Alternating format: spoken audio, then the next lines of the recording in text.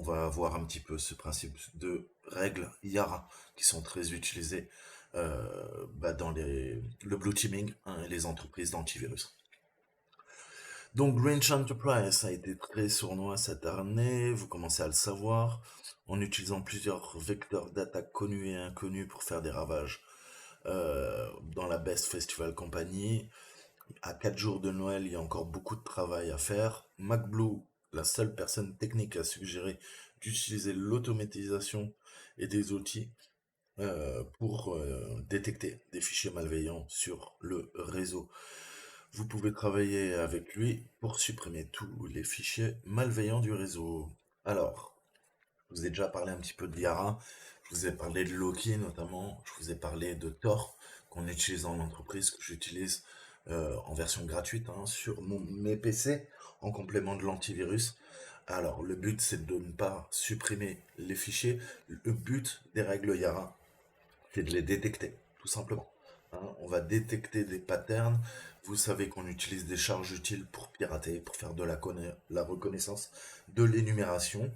Et ben, si je sais que, par exemple, l'utilisateur a quoi? L'habitude de faire un netcat-lnvp 444 pour ouvrir un listener netcat sur la machine, sur le port d'écoute 44444 en TCP, eh ben, je sais que je vais pouvoir créer une nouvelle règle Yara. Je vous donne un exemple très trivial qui s'appellera netcat. Vous l'appelez comme vous voulez. Et je vais mettre le payload dans ma règle Yara.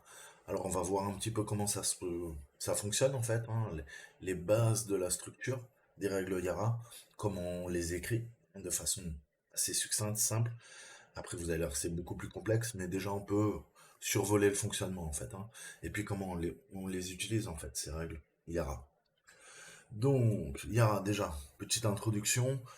Donc c'est un outil multiplateforme et le but, ça va être de chercher des patterns, hein. On parle de matching patterns. C'est ce principe, hein. Vous savez que en virologie informatique, on a ce qu'on appelle des patterns. Je vous ai dit aussi qu'on fait des analyses, de l'analyse forensique, quand on parle de criminalistique sur un ordinateur, les ordinateurs peuvent nous donner plusieurs comment dire, indices, indicateurs, j'ai envie de dire, que la machine a été soit modifiée, soit compromise, via ce qu'on appelle, vous le savez, des indicateurs de compromission, des IEC, ou plus généralement ce qu'on appelle des artefacts. Ok. Les artefacts, c'est tous les résidus d'utilisation d'un ordinateur. Hein, si jamais je dois enquêter sur un ordinateur d'un suspect, je vais essayer de faire parler les preuves, savoir qu'est-ce qu'il a fait avec son ordinateur, combien de temps, quand, avec qui il est rentré en communication, quel logiciel il a utilisé, ok. Et je vais pouvoir justement me focaliser sur des artefacts. Il y en a dans la mémoire, il y en a sur ses disques durs, il y en a dans son système d'exploitation. Je vous avais parlé il y a quelques vidéos des fameux shell bags qui permettent de vous espionner. Donc il y a plein de choses.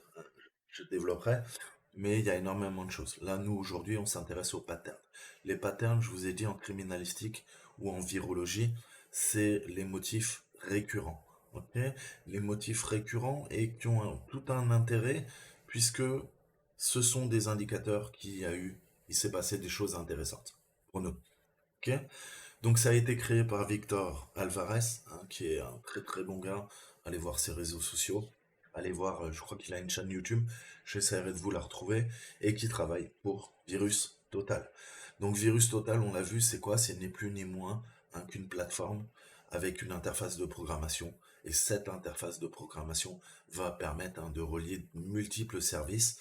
On a 60 compagnies d'antivirus qui, grâce à l'API, grâce à l'interface de programmation, peuvent se connecter à Virus Total et à la fois récupérer, les derniers échantillonnages qui ont été transmis à Virus Total pour entraîner ces bases de signature, ces bases Yara, ces algorithmes de deep learning, de machine learning, etc., etc.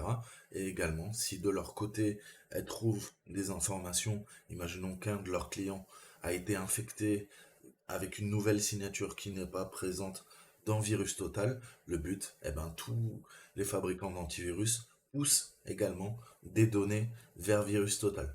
Hein, donc c'est vraiment une communication bicanal, hein. À la fois, on va venir se renseigner grâce à Virus Total et on va venir enrichir Virus Total.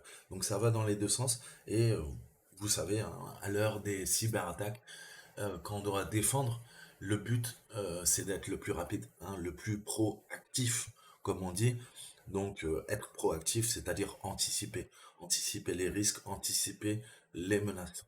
Et le plus dur, en fait, hein, c'est de coordonner les différents acteurs qui travaillent en cybersécurité. C'est de coordonner les différents acteurs qui travaillent en blue teaming, qui vont défendre les entreprises, les particuliers, etc. Grâce aux interfaces de programmation comme Virus Total, on peut maintenant, en temps quasiment réel, mettre à jour les bases de données des antivirus, uploader ça vers des interfaces de programmation et commencer le plus tôt possible des analyses d'heuristique, d'analyse statique, analyse dynamique, ok, en fonctionnement, ok, pour essayer de comprendre ce que fait le malware. Donc on a toute une série de malwares, hein, je pense que vous en connaissez quelques-uns, et les YARA, les règles YARA, les rule set, hein, on parle de rule set, donc les rules, vous le savez en anglais, ce sont les règles, et on va faire des jeux de règles, ok, puisque exactement comme votre antivirus, il ne fait pas que ça, mais vous savez que vous téléchargez un fichier de fingerprinting, d'empreinte digitale, de quoi? De signature de malware. C'est comme ça qu'il arrive à les reconnaître, je vous disais. Et ben avec Yara, c'est pareil. On va pas vous espionner, on va juste récupérer les haches, ok? En fonction des haches, on pourra voir s'il y a des traces de compromission. Est-ce que éventuellement votre système est infecté? Voilà. Donc c'est assez intéressant. Vous pouvez le faire tourner. Je vous redirige ma vidéo Tor, hein. Je crois que je vous avais fait un petit peu. Je vais pas me lancer des fleurs, mais je ne veux pas spécialement développer. Vous avez montré, je crois, comment faire ça.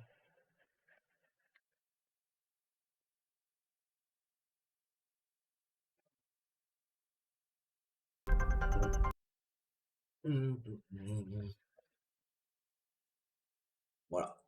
Hein, je vous avais fait bref introduction. Il y aura Loki, Torlight. On va chasser les hackers. Exactement. Hein, puisque, donc c'était il y a 9 mois, on va essayer de détecter des indicateurs de compromission au niveau des APT, des menaces persistantes avancées. Alors le but, hein, des antivirus, c'est de stopper les menaces. Ok.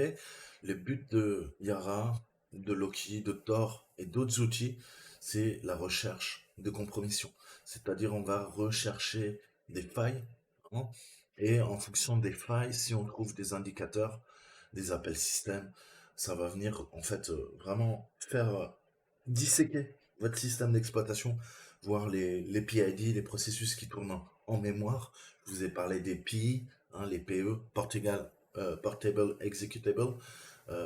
On va venir rechercher tout ça, justement. Ça va venir scanner. Allez, je vais vous faire une petite vidéo, hein, vous voyez, et on va venir scanner tout ça. Pour trouver quoi? Nous, ce qui nous intéresse là, c'est chercher les hackers. Ok?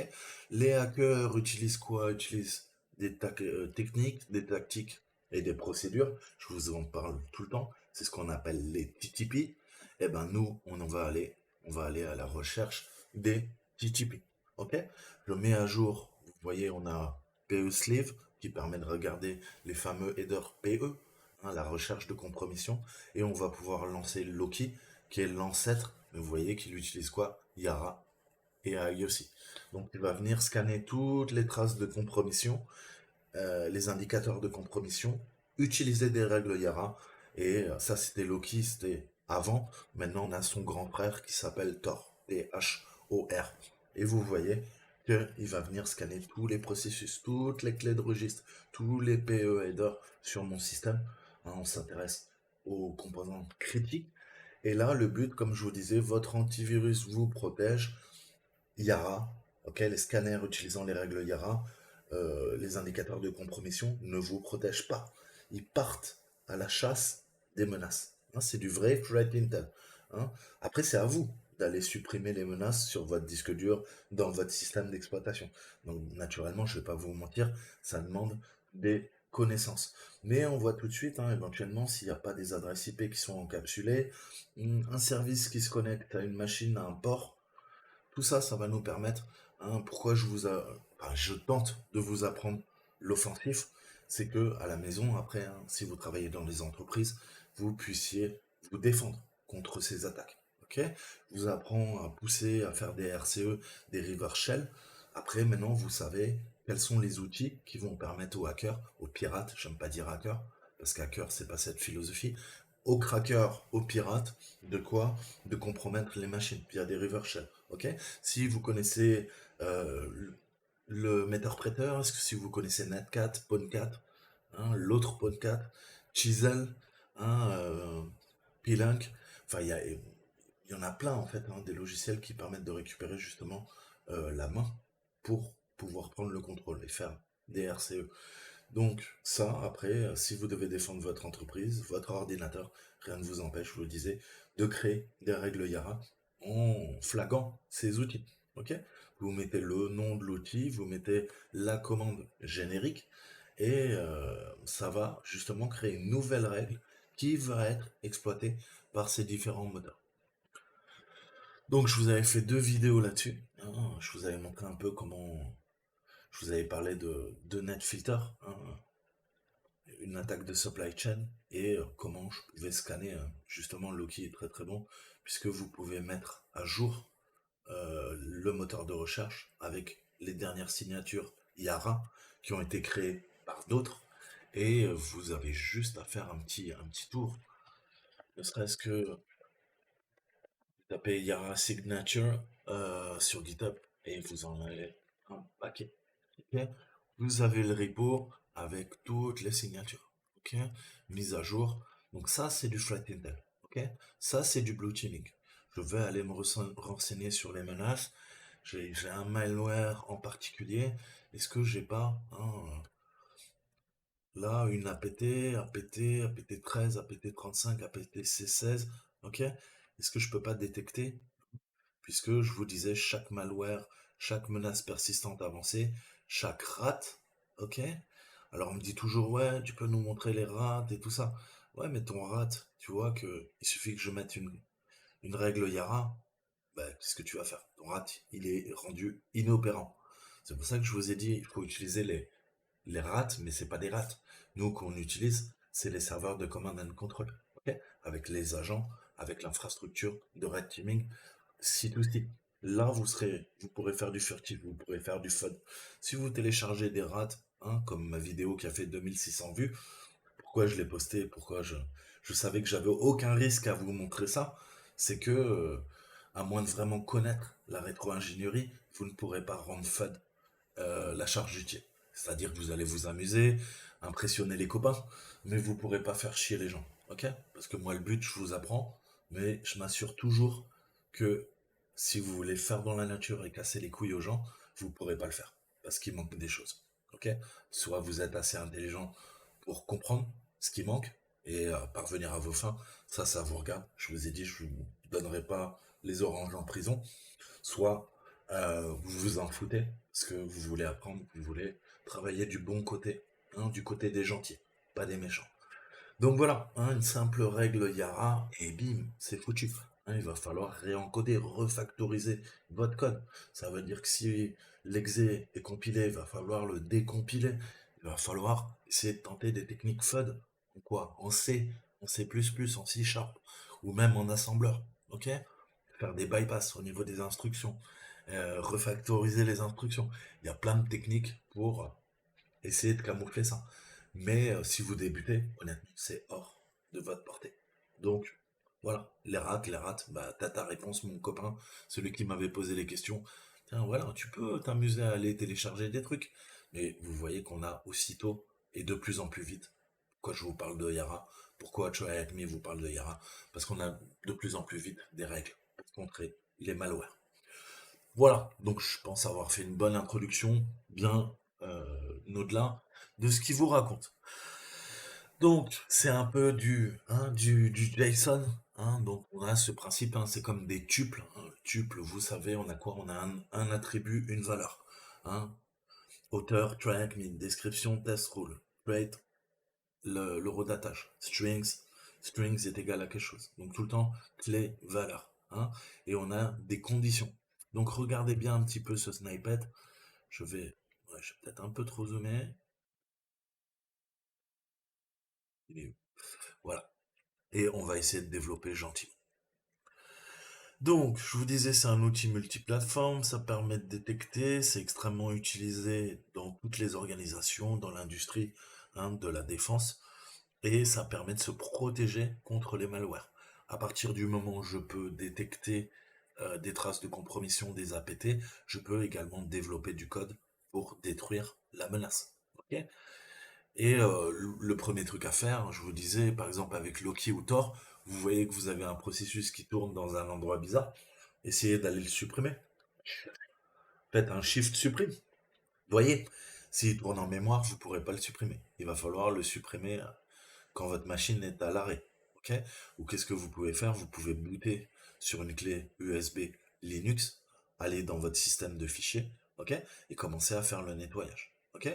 Puisque le processus ne sera pas chargé en mémoire, puisque votre Windows ne tourne pas, vous bootez sur un Linux, et votre Linux, faites-vous une clé Linux, je peux vous assurer que pour faire du nettoyage sur une machine qui a été vérolée, même à la main, hein, avant de passer tout à la moulinette avec deux, trois antivirus et d'autres outils, c'est le début de l'éradication. Ok. Trouver les clés de registre malicieuses, les supprimer, mais généralement on ne travaille pas sur une machine qui tourne. Hein.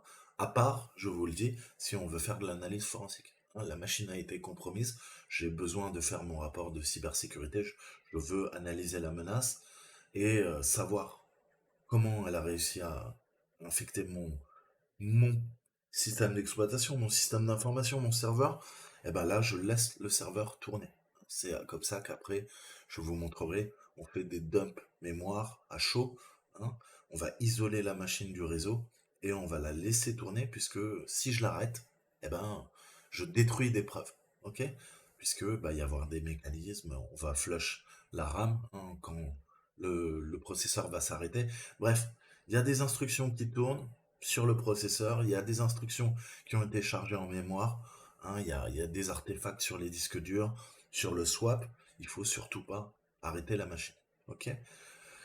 Mais si c'est vous et vous n'avez pas toutes ces compétences et c'est votre ordinateur à la maison, le seul truc qui vous intéresse c'est de pouvoir récupérer une machine stable et la nettoyer au plus vite, qu'est-ce que vous allez faire? Oui, vous allez l'arrêter, booter sur une clé Linux, supprimer la merde que vous a détecté certains logiciels, lancer votre antivirus avec un mode spécial qui va vraiment venir scanner et s'interfacer entre le lancement du BIOS et le lancement de votre Windows, puisqu'on on peut créer de la persistance avec plein de mécanismes. Et vous savez que bah, si jamais le virus, je schématise, se lance avant Windows, eh ben, il aura tous les moyens de contrer tous les mécanismes de protection à la fois de votre antivirus et de Windows pour essayer de l'éradiquer. Ok. Il va se sentir agressé même, c'est le propre des vers, mais pas que, il va essayer de se répliquer à d'autres endroits du disque dur, créer à nouveau des clés de registre, etc., etc. Ok. Donc concentrons-nous. Je reviens sur ce que je vous disais sur cette syntaxe. Donc on appelle ça une règle. Hein. Elle est au format JSON, vous voyez. Et donc on a d'abord le début de la règle. On discutera ensuite des différentes sections, mais vous voyez qu'on a toutes les métadonnées. Et la preuve en est, on utilise le mot-clé méta. On voit qu'on a l'auteur, la description et la date de création.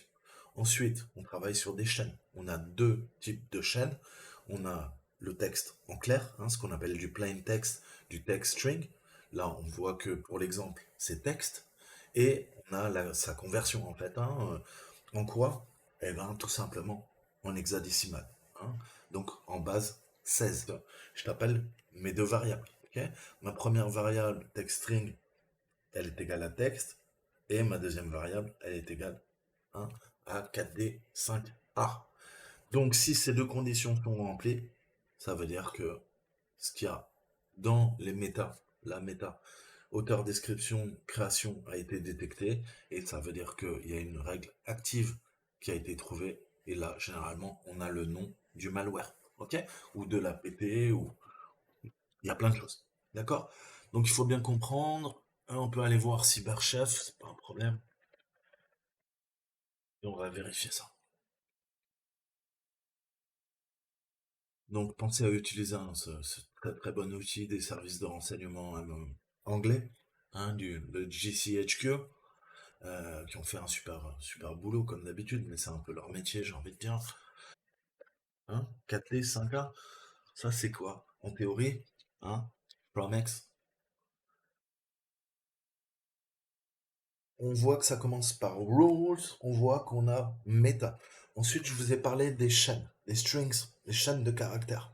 Hein. En gros, je veux dans mes chaînes, qu'est-ce qu'il y a? Que ça match en fait avec la règle Yara. Donc on va définir des strings, hein, et là-dedans, ben, on va leur donner, on va définir, déclarer, hein, et initialiser nos variables. Alors pour rappel, quand je déclare une variable, je lui donne un nom. Ça, c'est la déclaration. Pourquoi je la déclare? Parce que je veux pouvoir l'appeler plus tard dans mon code. Ok?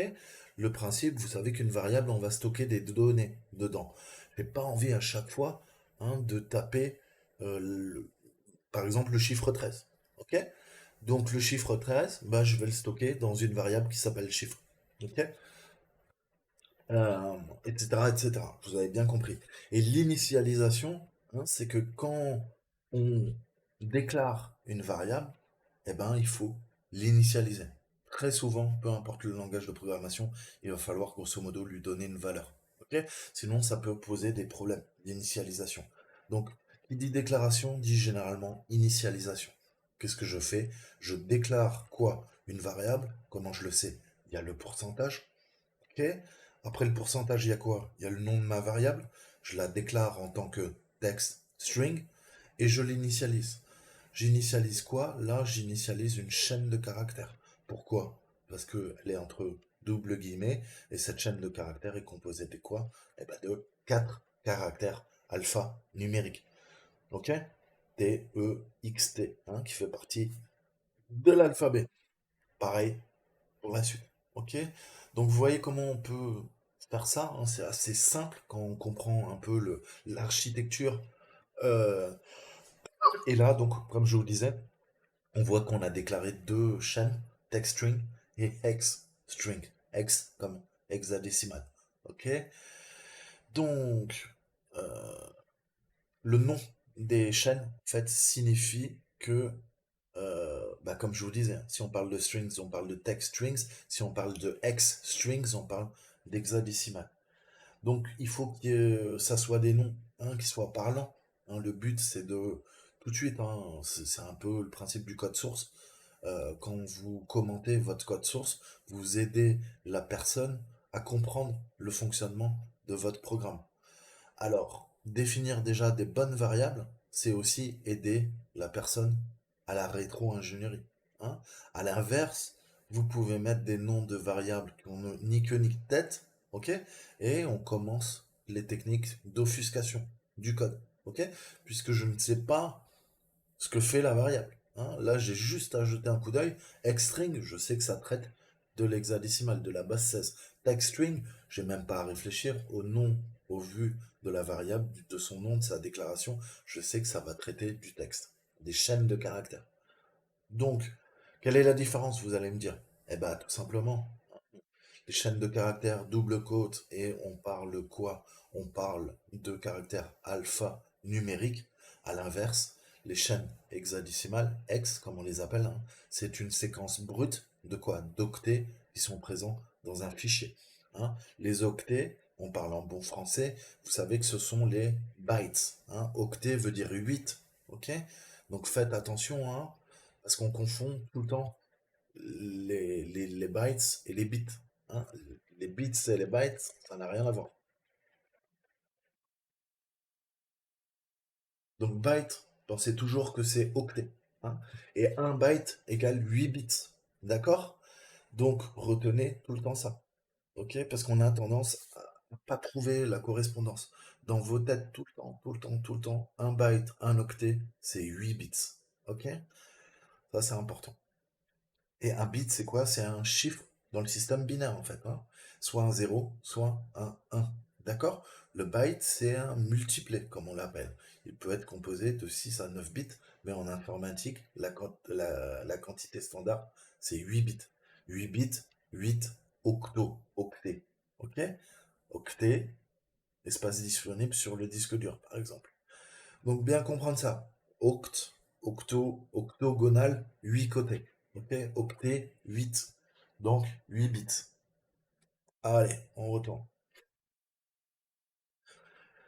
Donc nos strings, hein, et ça va nous permettre donc de pouvoir détecter, grâce à notre règle, eh ben, ces deux différentes choses, hein. Si j'ai du texte, je vais le mettre entre double guillemets, double quotes, ok? Si j'utilise du X, je le mets dans les fameux curly brackets, hein. C'est je sais même plus comment on dit en français. Accolade? J'oublie le nom.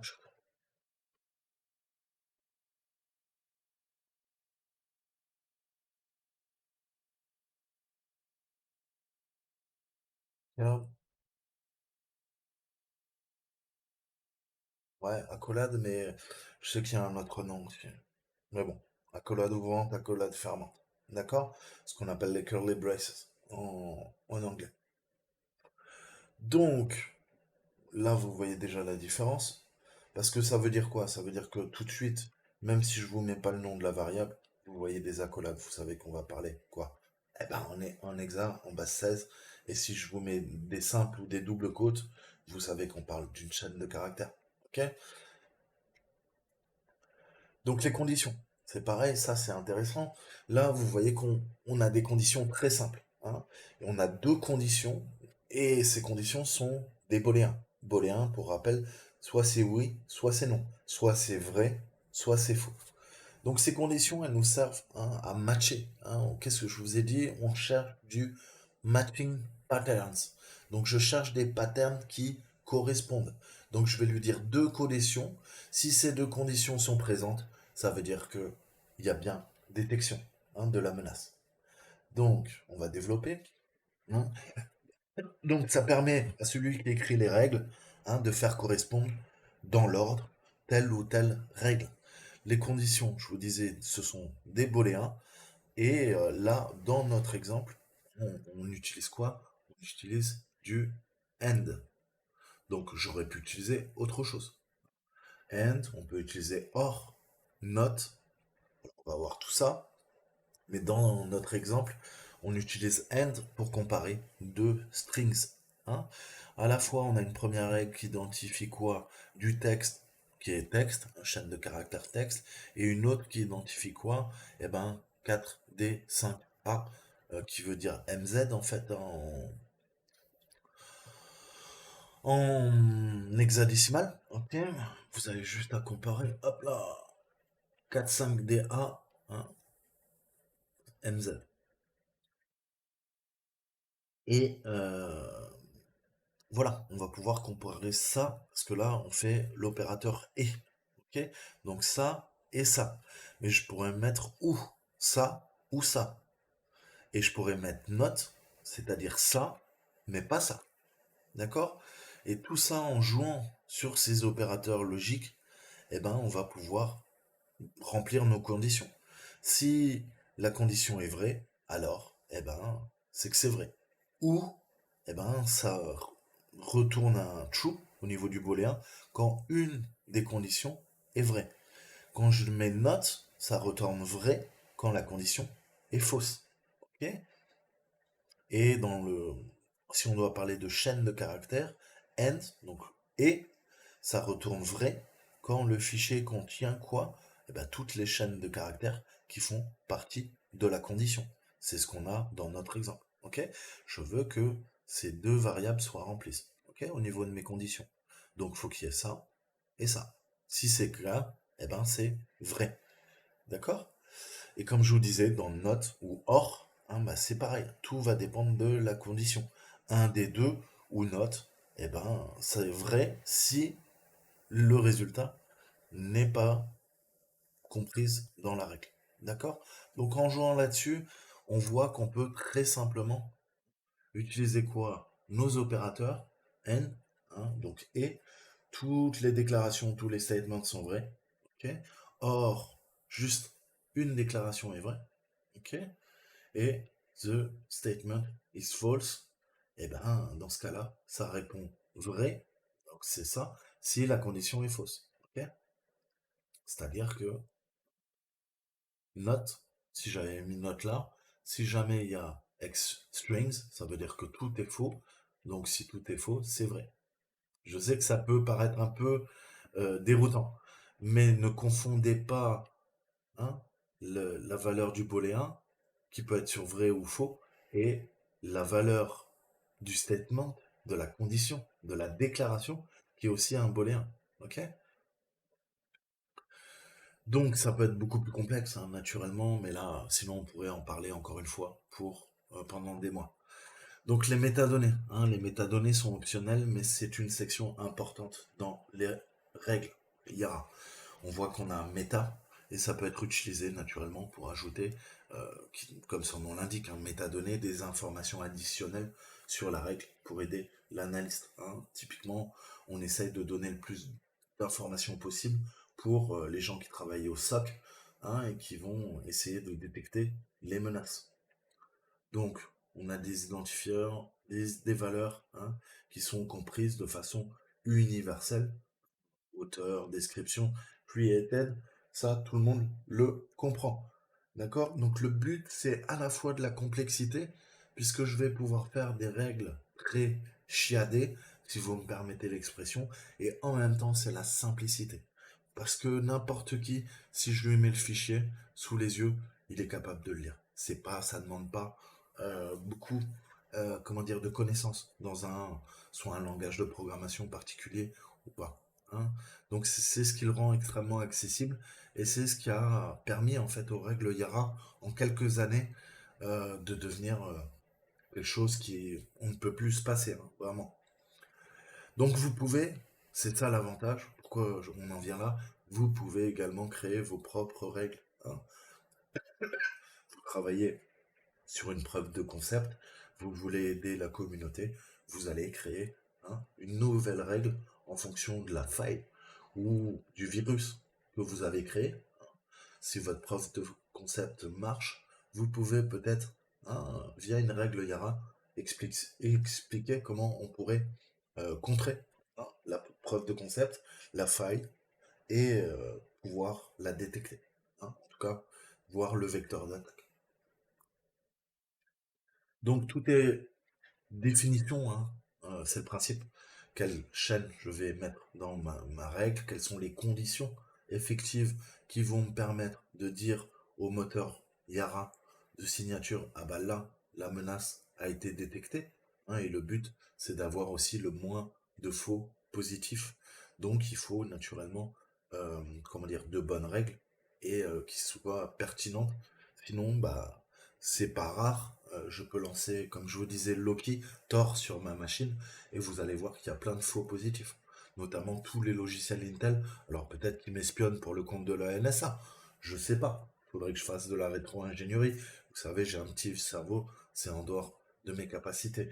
Mais il y a des logiciels entre guillemets légitimes, hein, de grands euh, comment dire, développeurs, hein, qui utilisent des hooks, des techniques qui peuvent être militarisées et qui pourraient éventuellement servir à espionner l'utilisateur. Mais Intel ne ferait jamais ça, non? Intel, c'est quoi? C'est l'abréviation d'intelligence, c'est ça? Et l'intelligence en anglais, c'est quoi? C'est les renseignements? Oh, Intel bosse pour la NSA? Bien sûr que non. Bref, je plaisante toujours avec vous, hein, mais vous connaissez hein, ce que je pense de tout ça. Bien sûr qu'AMD et Intel bossent pour la NSA. Bien sûr qu'il y a des portes dérobées dans vos systèmes. On en viendra. Intel, on a le ME. Merci la NSA.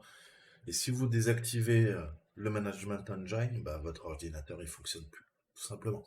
Ok. Vous avez ce même principe. Je vous expliquerai comment votre carte SIM est un ordinateur à part. Ça, il y a peu de gens qui le savent. On voit une petite carte à plus, c'est un peu comme la carte bleue, mais vous savez pas que la carte SIM est extrêmement puissante. Aujourd'hui, en 2022, la carte SIM est aussi puissante qu'un PC Tour de 2003. Donc on peut faire beaucoup de choses. Elle a son propre système d'exploitation. Elle a ses propres nœuds de communication, sa propre carte réseau, son NIC. Donc, en fait, tout ça permet de vous espionner. En fait, hein. Le management engine, ça permet de vous espionner. C'est un ordinateur dans l'ordinateur. Avec sa propre pile TCP, avec son propre noyau, son propre système d'exploitation. Votre téléphone, c'est pareil. Vous interagissez avec le userland. Hein, c'est les systèmes d'exploitation qu'on vous vend. Android ou Apple. Ça, c'est une surcouche. C'est la surcouche userland, utilisateur. C'est le système d'exploitation. Mais ce que vous ne savez pas, c'est que historiquement, les téléphones, c'est quoi? C'est le broadband. Le broadband, c'est un modem qui est codé en dur et lui, il peut faire du renseignement sur votre petite personne. On s'en sert dans le renseignement pour vous espionner. Mais pire, c'est que la SIM également peut influer sur quoi? Sur le broadband, ok? Et la SIM, c'est également un programme, en fait, hein, un système d'exploitation en soi, ok? Et avant qu'on ait tous les smartphones, eh ben, on pouvait faire tourner des applications directement sur la carte SIM. Vous aviez, à l'époque du WAP, si vous avez connu ça, on avait quelques petites applications bancaires, on pouvait se connecter aux prémices, hein, des MMS et de quelques pages WAP, hein, qui n'étaient pas vraiment l'Internet, mais qui étaient un protocole particulier. Tout ça fonctionne sur votre carte SIM. Ok. Et des chercheurs en cybersécurité se sont rendus compte que votre carte SIM envoie à des numéros spéciaux qui ne sont pas référencés des métadonnées.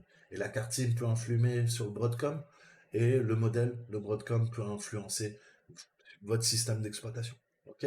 Il y a, c'est compartimenté en théorie, mais en fait, eh ben, la carte SIM peut carrément lancer une attaque sur votre système d'exploitation. Donc vous comprenez bien que pour les services de renseignement, ça va permettre de casser, d'annihiler tout le chiffrement point par point qu'essaient de mettre en place les fabricants, où vous pensez aller sur Télégraphe, vous vous dites ouais super, mais ce que vous comprenez pas, c'est que les services de renseignement, ils ont les moyens de casser le chiffrement avant que vous l'activiez dans votre petite application Télégraphe. Eh ben, eux, ils vont désactiver la fonction. Vous croyez que vous êtes chiffré de point à point, bah, vous êtes en train d'être intercepté par une attaque de l'homme du milieu. Ne vous inquiétez pas, ils ont toujours une longueur d'avance. Donc je vous ferai des cours complets pour comprendre comment on vous espionne, quelles sont les techniques. Euh, on en parle un peu, hein, d'ailleurs, dans certaines séries traitant de l'espionnage, comme le Bureau des légendes. Mais voilà, vous avez une pile, hein, on va pouvoir rerouter la pile vers la SIM, la Broadcom, ok? Votre système d'exploitation est arrêté, hein, typiquement, votre téléphone fait comme s'il était éteint, mais si on redirige la pile qui va garder, vous le savez, les réglages au niveau du BIOS, de l'horodatage et tout ça, eh ben, on peut faire fonctionner votre portable même s'il est éteint. Ok. Donc on peut espionner le micro, la caméra, etc., etc. Dites-vous bien que le meilleur exemple, c'est quoi? C'est que quand vous appuyez sur le bouton off de votre téléphone, l'écran s'éteint. L'écran s'éteint, il fait semblant qu'il ne fonctionne plus. Mais vous savez qu'en tâche de fond, il suffit quoi? D'un appel au Broadcom et le modem réveille le téléphone, réallume l'écran et vous fait apparaître un SMS, un MMS, un mail, ok, une notification push-pull, un appel, la sonnerie sonne. Pourtant, votre téléphone, il bougeait plus, il était éteint, il était en mode d'économie d'énergie. Ça veut bien dire que quelqu'un de l'extérieur peut interagir avec la SIM, votre code email, IMSI, je vous expliquerai plein de choses qu'on ne sait pas en fait. Parce que c'est pas très documenté, il n'y a que les ingénieurs en télécommunication qui le savent, et ils savaient même pas que c'était possible pour faire du renseignement opérationnel. Donc on parlera de toutes ces techniques, je vous ferai des vidéos, on va revenir à notre sujet, mais voilà, hein, il y a des portes dérobées un peu partout, il faut le savoir, et je vous ferai des vidéos, c'est assez intéressant. Ceux qui, comme moi, sont passionnés par le monde de l'espionnage. Donc, voilà, hein, pourquoi faire des règles, pour pouvoir justement créer nos propres règles. On a un éditeur qui s'appelle Site, Text Editor, et vous pouvez créer vos propres règles, hein. Je vais prendre Ecaraya. Donc là, c'est notre Ecardos, hein, celui qu'on a vu dans la précédente vidéo. hein. Donc la règle s'appelle écart comme le nom du virus, Yara comme une règle Yara, auteur try like me, description écart strings, et vous vous rappelez ou pas qu'est-ce qu'on avait vu? On avait vu dans la précédente vidéo qu'en effet, il y avait bien une chaîne de caractères qui était un petit peu spéciale. Euh, je vais y arriver.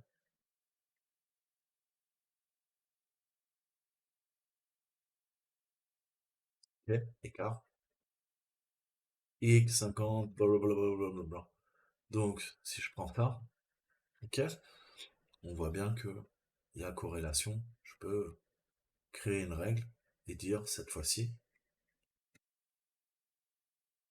X50, écart, antivirus, test. Hein, je déclare 4 variables et je vais dire bah faut que tout soit compris. X50, écart, antivirus, test. Bah ouais, tout ça est compris dans la chaîne que je viens de vous montrer. D'accord? Donc, on la crée et après, on va pouvoir utiliser Yara, donc qui est le moteur, puisqu'il faut, en informatique, vous savez, on a des moteurs de signature, on a des moteurs de recherche, on a des moteurs antivirus. Ok. Une fois que la règle est utilisée, on peut la passer à Yara et Yara bah, va essayer de détecter quoi? Eh ben que il n'y a pas la signature sur quoi? Sur la cible. Ok. Donc on peut passer des options, on peut utiliser bah, des différents paramètres. Et là, je vais tester test file sur notre nouvelle signature et je dis à Yara, écoute, tu charges cette signature que je viens de te créer et voilà ma cible, je veux que tu le détectes. Et vous allez voir qu'en effet, bien sûr, il va le détecter. Hmm. Et si jamais bah, il n'y a rien, il ne s'affiche pas. Ok. Si jamais je vois Ecaria test file, ça veut dire que bah, ça a été détecté. Ok. Ensuite, on peut utiliser le petit M pour les métadonnées. Ça va nous afficher toutes les métadonnées de la règle. Et S hein, pour afficher en fait hein, ce qui match. Ok. On cherche quoi? Des matching patterns. Donc là, je lui demande tous les patterns de me les afficher et ceux qui correspondent. Bah ouais. Hein, on voit à tel offset, l'appel à nos variables et la valeur des variables. Ok. Qu'on a défini plus haut dans notre règle. Tout est là. Donc voilà, hein, on cherche des identifiants, on va essayer de trouver des chaînes de caractères qui correspondent en fonction bah, de la localisation du fichier. Hein, et on va en apprendre un peu plus. Donc vous voyez que ça ne fait que détecter. Mais si la règle est extrêmement puissante, eh ben, on va pouvoir détecter des choses extrêmement complexes, hein, comme des techniques utilisées par des APT, des menaces persistantes avancées. Donc je vous ferai une salle Yara, hein, je vous mettrai tout en description. Allez voir la documentation si ça vous intéresse et voir comment bah, on écrit ces fameuses règles. Donc on va passer à l'exercice maintenant et puis on va voir un petit peu ce qui se passe. Je vais rajouter une heure parce que ça fait un moment que je l'ai lancé. On va attaquer la machine, split view, passer en plein écran, tout ça et on va voir ce qu'il nous demande. Alors, donc nous avons changé le texte hein, au niveau de la déclaration de la variable, la chaîne de caractères $A. Hein. On a mis par exemple quoi? Quelle est la différence? On a mis X majuscule 5 O majuscule à la place de X 50. Hein. Donc on a remplacé le O par 0, vous l'avez compris. Donc la condition A et B, C et D, forcément n'est plus vraie. On est d'accord? Puisque dans A, on va essayer de trouver quoi? Si la condition est vraie. La condition n'est plus vraie. Avant, elle était sur true, parce qu'en effet, dans le payload, on trouvait x50. Mais on ne trouve plus x5 au majuscule. D'accord? Donc vous voyez comment eh ben, en modifiant naturellement le strings, le texte qui est dedans, ça a modifié l'ensemble de nos booléens. Surtout le premier opérateur. Hein. Au niveau du premier booléen, la condition n'est plus respectée. B c'est bon, C c'est bon, D c'est bon. Mais le dollar $A, notre A, n'est plus vrai. Donc quel booléen on pourrait utiliser avec end de faire en sorte que la règle fonctionne toujours. Ok? Donc qu'est-ce que je pourrais lui mettre? Note? Ok? Si je dis note, qu'est-ce qui se passe? Je dis écoute, faut que ça soit et antivirus et test, ok, et que ça soit pas X. Hein? Or, je vais lui dire quoi? Soit ça ou ça. Donc, ça, il va pas le trouver. Pourquoi il va pas le trouver?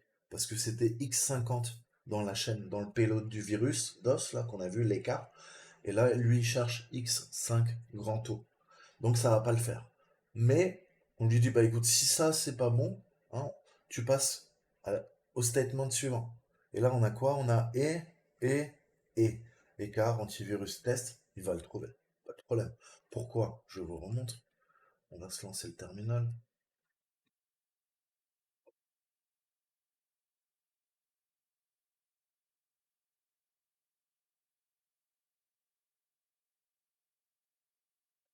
Ok. S.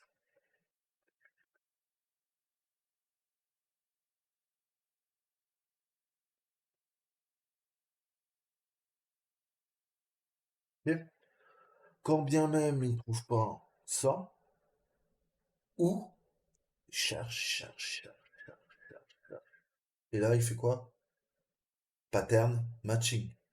Écart, antivirus, test file, vous avez compris. Là, la règle, elle passe. Hein. Elle passe. Puisque notre règle, initialement, c'est quoi? Test, antivirus, écart. Ok? Donc, on va lui mettre un ou. Quelle option est utilisée dans la commande IRA in order to, en ordre, de façon, pardon, à lister en fait toutes les métadonnées si jamais il y a une correspondance. C'est le M. Ok. Quelle section contient les informations au sujet de l'auteur? Bah, on a vu que c'est les métadata, métadonnées. Quelle option est utilisée pour afficher uniquement les règles qui n'ont pas eu de hit? Ah non, S c'est, pardon, autant pour moi, S c'est l'anti-match. Pardon.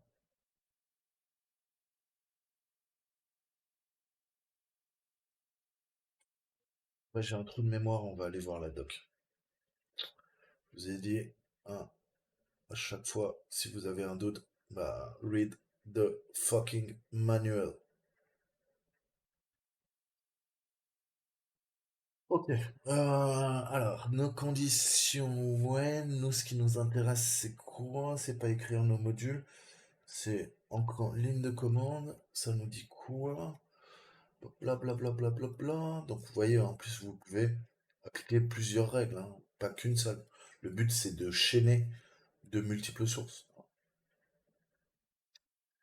Alors, qui ne correspondent pas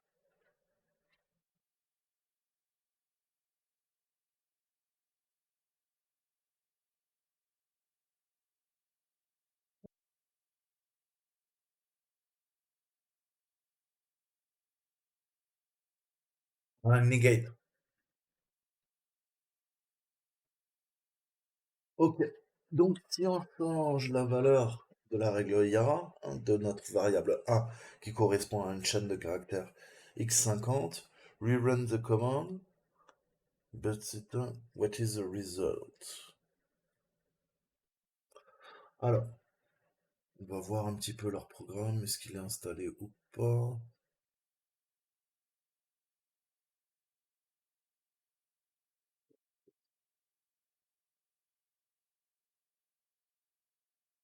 Hydra on a site. Ouais.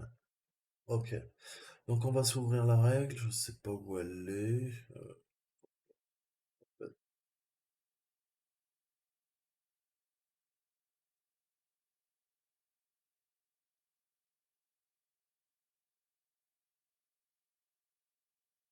Je peux un nouveau fichier. On va se la mettre là. Paste. Bien sûr, ça ne marche pas. Si. Ok.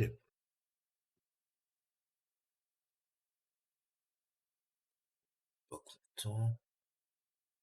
Alors, j'ouvre meta auteur track me, on lui met son strings, strings de points, je lui mets les variables, mes conditions, ah oui, j'ai pas fermé la boucle, putain. Hop, on refait.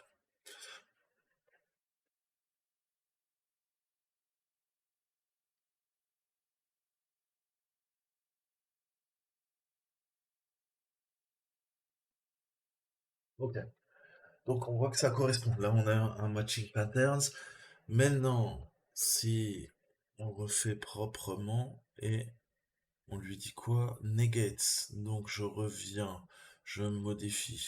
C'est pas un O majuscule, c'est un 0. CTRL S, ça devrait passer, j'espère. Ouais. Donc si on fait ça, voilà. Par contre, si je fais un negate, voilà. Donc c'est bien l'inverse, on est d'accord. Et là, si je fais un C, donc si je fais un C, c'est quoi? C'est les règles compilées, hein, avec Yara C, hein, qui est le moteur euh, C, qui permet de gérer l'interface de programmation Yara, le moteur de détection.